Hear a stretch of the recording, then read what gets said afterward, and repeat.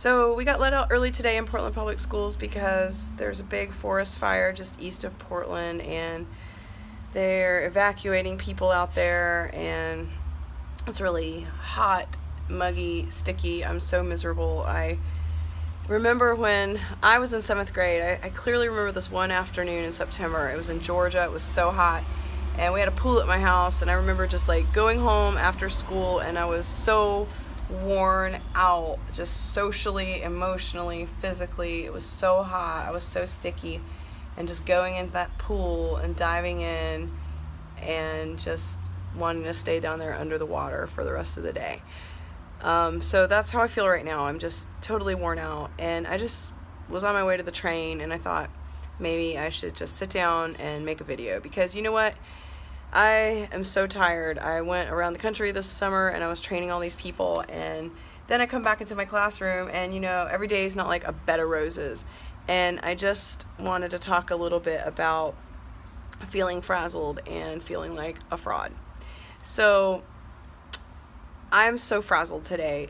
Not only are we dealing with this really crazy weather, I mean, it's like hot as blue blazes, it's also incredibly smoky, and it smells like literally living inside of a campfire, and there's ash raining from the sky. Not only is today just kind of a crazy day, but I just spent all weekend at a yoga retreat, which, you know, is nice, but it kind of disrupted like my normal routine. So it was a little bit, you know, just kind of stressful going back to school today. So I go into the classroom this morning, and I noticed that like me feeling stressed and me feeling tired like led me to just kind of like get run by the kids. You know, like they were kind of making, like, I don't know how to describe it, except for like, it wasn't like, I'm happy to be walking over here and pointing at the rules. I was like, God dang it, why do I have to keep walking over here and pointing at the rules? So I just wanted to talk about that, because I don't want people to think like I'm always like skipping over to the rules with a song in my heart. I'm not. But I am literally consciously reminding myself, like, I am fortunate that I have a strong classroom management plan, and I'm fortunate that like I have trained myself to be on the absolute lookout for every single time that a kid is breaking the rules. So I just wanted to like sit down and sort of have like a moment of honesty that, you know, it's not always like, yay, I love teaching and I love being in my classroom. Like, I was super frazzled today, and the kids sense it. So when we're frazzled and when we're not feeling our best, like the most important thing I think for us to do is to do things in the classroom that keep our sense of calm and get our limbic system and our stress response down, so that we can cultivate that attention, quiet focus, and attention that we seek. So one way to do that is to take deep breaths. Like, I know I've said that before, but today I just really noticed the value of taking a really deep breath as I was walking over there to the rules, because I didn't want to be doing it. But I do like taking deep breaths. There goes some ash. It does calm me down. It's like a little treat for me. So doing that helps me to be less agitated as I'm having to discipline the class. Also, I noticed that, you know, it's Tuesday morning, and I just had this sort of like realization this morning that like every single time I go back to the classroom, like after any type of break, even just a weekend, I have to literally retrain myself to go slow and pause between my words.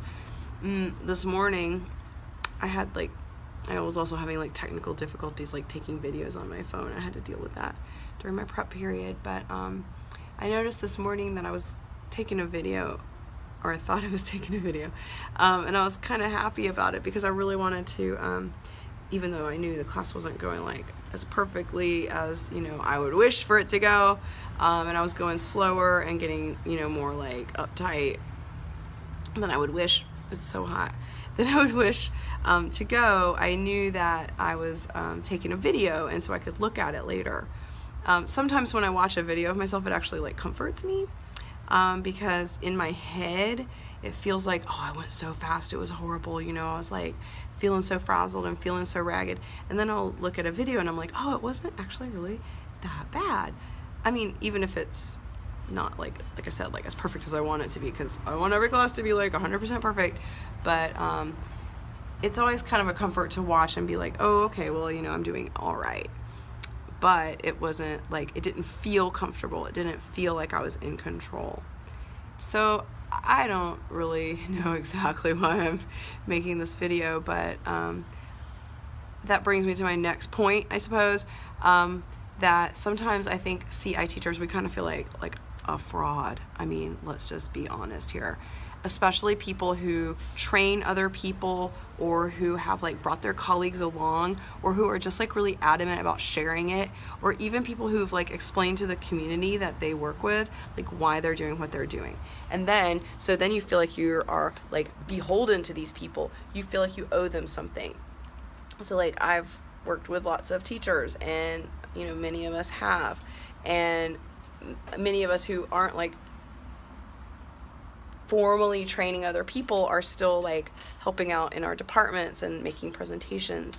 And even if you're not doing that, you're probably at least, you know, talking to the parents and the families, and maybe doing like parents' night and talking about why you do what you do. So then, you know, here we are like putting ourselves out there and trying to be, you know, leaders and way showers and pace setters and trying to spread the word, right? Like sometimes it feels like, you know, missionary work in a way.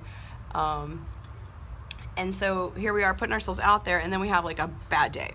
You know, if things don't go as well as we think that we should be doing, we're like, who am I to put myself out there and try to change the world if I can't even, you know, run a good classroom? So I just wanted to say that, you know, I would think that probably everybody has that type of feeling, and I certainly do, and like I certainly did today.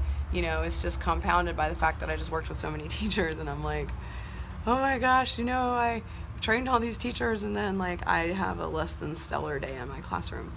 I mean, still way better than using the textbook, still way better than I feel like I used to teach, but you know, I was just feeling like frazzled inside, so I didn't feel calm. I was feeling like I was going too quickly. I lost the kids. I literally know that I lost the kids a couple times. I was interviewing this one kid for with his card and card talk, and he didn't know what I was asking about. I felt so bad. Like I put this kid on the spot. You know, I'm like talking to him, having a good conversation, and then like I lost him somewhere along the way, and you know, that's not good for the kid. That's like my number one goal, is never to lose a kid. But I lost a kid today, and I was like literally speaking one-on-one with the kid in front of the class. So I just thought I'd put that out there, that like nobody's perfect. We all have challenging days, and days where we don't feel like, you know, we set such a wonderful example. I'm kind of sad that I didn't get it on a video. I mean, I got some little pieces. I kept just running out of memory. So, you know, I'll post the little pieces that I have, but I just thought I'd offer some encouragement for people who, you know, teachers tend to be perfectionists, and even down to the very last one of us, even people who, you know, just took up CI, we're all fighting for something that we believe in, and so then that makes us kind of insecure sometimes. But nobody's perfect, and it just matters at the end of the day that we left the kids feeling good, and that we spoke to them comprehensively about something slightly interesting that they were able to pay attention to. Now, that kid that I lost, you know, that's going to stick with me for a while, but you know, you can't win them all. And I did realize quickly that I had lost him, and, you know, talked to him in English to rectify the situation, but it was because I was feeling frazzled and like not rested in myself, that I was, you know, I didn't really notice that. I mean, even though I was like talking one-on-one with this kid, like I didn't even notice that I had lost him. So anyway, nobody's perfect, and we're just gonna go back in there and teach another day.